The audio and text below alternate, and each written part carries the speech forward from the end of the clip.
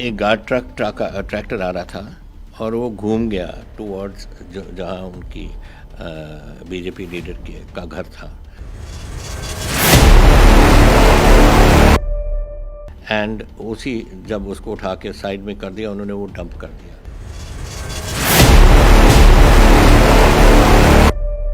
मैंने वो टाइम देखा है टेररिज्म का। मैंने देखा है जब हमारे चीफ मिनिस्टर को असैसिनेट किया गया था। तो मैं इधर कोई गड़बड़ नहीं होने दूंगा।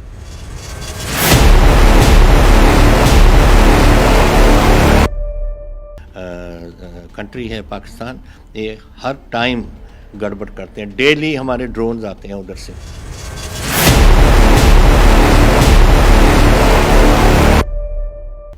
देखिए, ये जिस दिन हुआ, एक गार्ड ट्रैक्टर आ रहा था और वो घूम गया टूवर्ड्स जहाँ उनकी बीजेपी लीडर का घर था, और उसके सामने चौकीदार था या कोई और था, वो लिट गया और उसको आगे जाने नहीं देना चाह रहे थे। तो उसमें से ट्रैक्टर रुक गया, उनको ऊपर नहीं चढ़ा, रुक गया।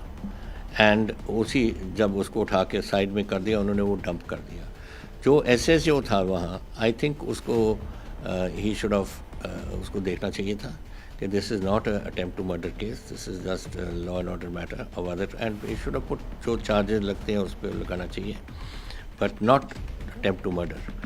और हमने उसके बाद हमने एक एसआईटी बिठाई, उन्होंने हम जो अब उस अग्री किया कि गलत हो गई बात, और वो 307 तो उन्होंने निकाल दिया। So that is been out.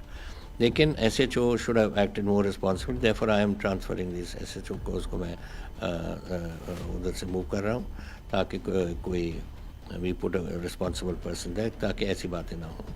My job is law and order. एक बात मैं आपको कह देता हूँ, किसानियों की बात और बात है, उनकी हमदर्दी टोटल मेरी हमदर्दी उनके साथ 101% है।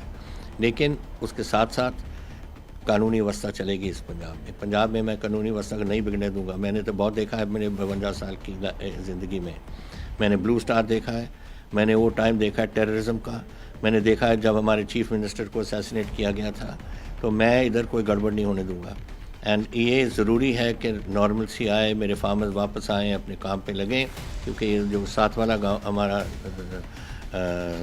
कंट्री है पाकिस्तान, ये हर टाइम गड़बड़ करते हैं। डेली हमारे ड्रोन्स आते हैं उधर से और यहाँ से इधर वेपन्स फेंक देते हैं। कहाँ को जाने हैं, या कश्मीर जाने हैं या पंजाब के हाथ में आने हैं। तो we will not allow, and मेरी ड्यूटी है लॉ एंड कानूनी व्यवस्था को ठीक रखना, और मैं रखूँगा। कुछ चैनल्स ने जो फार्मर्स प्रोटेस्ट कर रहे हैं उनको टेररिस्ट का नाम दे दिया, किस तरह देखते हैं? वो तो मैं आई डोंट लाइक यूजिंग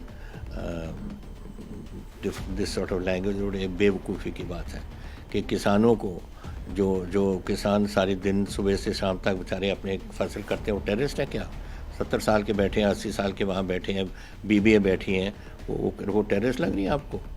ऐसे ही फजूल की बातें चैनल उठा देते हैं। टेररिज्म कर रहा है जी, कोई गुंडा व्हाट इज कॉल्ड नक्सल कर रहे हैं जी, फलाना कर रहे हैं, सब नॉनसेंस।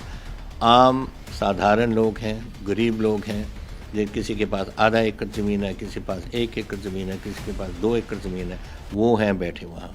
और वो क्यों बैठे हैं?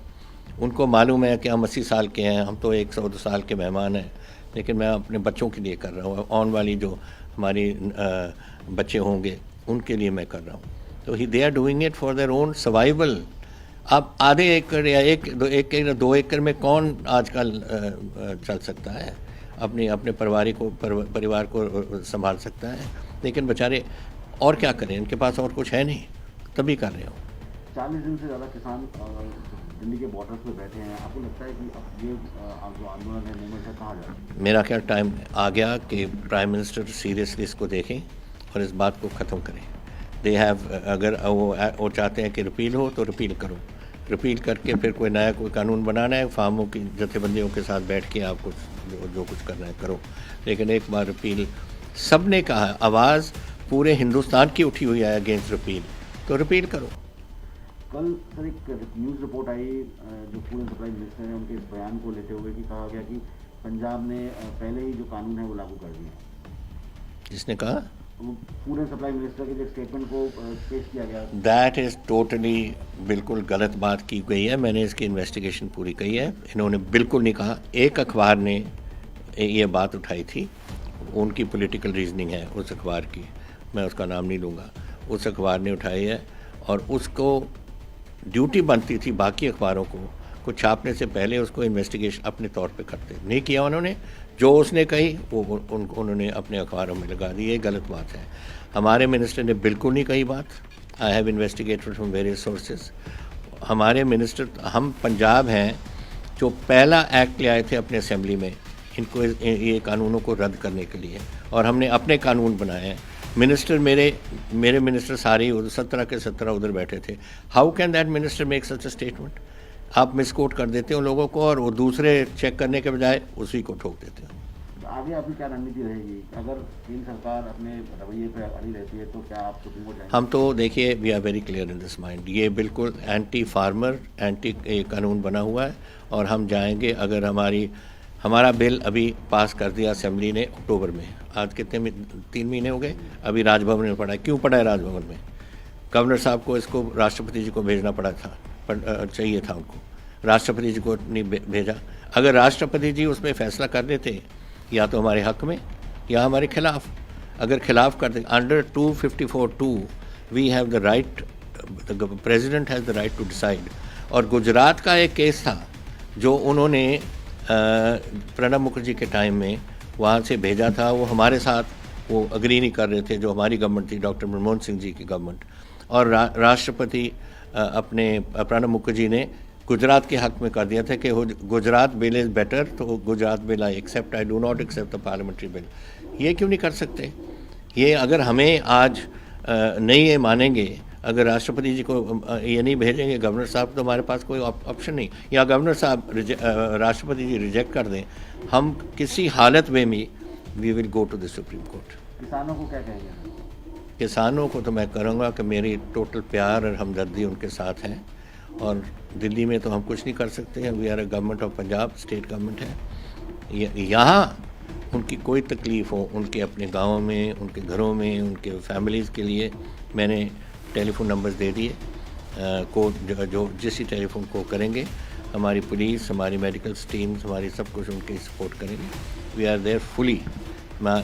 ग्लोबल हेडलाइन न्यूज़ है हमेशा किसानां दे हक्कां दी आवाज़ दे विच। किसानां दे हक्कां दी आवाज़ नूं घर घर तक पहुंचाउणा है ग्लोबल हेडलाइन दा मकसद। आखिर कदों होएगी किसानां दी सुनवाई, कदों सुनी जाएगी किसानां दी आवाज़? बहुत जल्द शुरू हो रहा है किसान एकता चेन। जेड़े बुजुर्ग, बच्चे और नौजवान कुंडली बॉर्डर दिल्ली नहीं जा सकते, हुण उन्हां दे लई ओ हुण इत्थे रह के ही अपने शहर दे विच किसान एकता चेन विच हिस्सा ले सकते ने और मोदी दे खिलाफ अंदोलन कर सकते ने।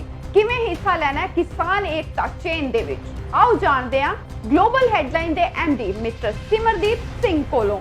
और होर जानकारी ले किसान एकता अंदोलन दे विच जेड़ी चेन शुरू हुई है, ओदे लई होर जानकारी दे लई स्क्रीन दे दिते हुए नंबर ते कांटेक्ट करो या फिर व्हाट्सएप करो। और साडा ग्लोबल हेडलाइन चैनल सब्सक्राइब करो, लाइक करो और शेयर करो। और इस दे नाल साडी प्ले स्टोर ते ऐप भी आ चुकी है ग्लोबल हेडलाइन दे नाम तो।